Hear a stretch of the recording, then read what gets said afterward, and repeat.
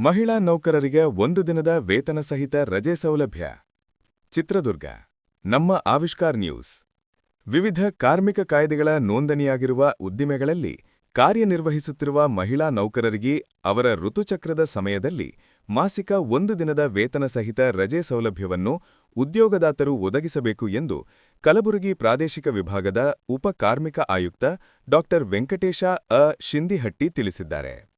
ಕಾರ್ಖಾನೆಗಳ ಕಾಯ್ದೆ 1948, ಕರ್ನಾಟಕ ಅಂಗಡಿ ಮತ್ತು ವಾಣಿಜ್ಯ ಸಂಸ್ಥೆಗಳ ಕಾಯ್ದೆ 1961, ತೋಟ ಕಾರ್ಮಿಕರ ಕಾಯ್ದೆ 1951, ಬೀಡಿ ಮತ್ತು ಸಿಗಾರ್ ಕಾರ್ಮಿಕರ ಕಾಯ್ದೆ 1966 ಮತ್ತು ಮೋಟಾರು ಸಾರಿಗೆ ಕಾರ್ಮಿಕರ ಕಾಯ್ದೆ 1961ರಡಿ ನೋಂದಣಿಯಾಗಿರುವ ಎಲ್ಲ ಕೈಗಾರಿಕೆಗಳು ಹಾಗೂ ಸಂಸ್ಥೆಗಳಲ್ಲಿ ಕಾರ್ಯನಿರ್ವಹಿಸುತ್ತಿರುವ 18 ರಿಂದ 52 ವರ್ಷದ ವಯೋಮಿತಿಯ ಎಲ್ಲ ಖಾಯಂ, ಗುತ್ತಿಗೆ, ಹೊರಗುತ್ತಿಗೆ ಮಹಿಳಾ ಕಾರ್ಮಿಕರಿಗೆ ಅವರ ಋತುಚಕ್ರದ ಸಮಯದಲ್ಲಿ ಪ್ರತಿ ಮಾಸಿಕ 1 ದಿನದ ರಜೆಯಂತೆ ವಾರ್ಷಿಕ 12 ದಿನಗಳ ವೇತನ ಸಹಿತ ರಜೆಯ ಸೌಲಭ್ಯವನ್ನು ಉದ್ಯೋಗದಾತರು ಒದಗಿಸುವಂತೆ ಸರ್ಕಾರವು ಆದೇಶಿಸಿದೆ.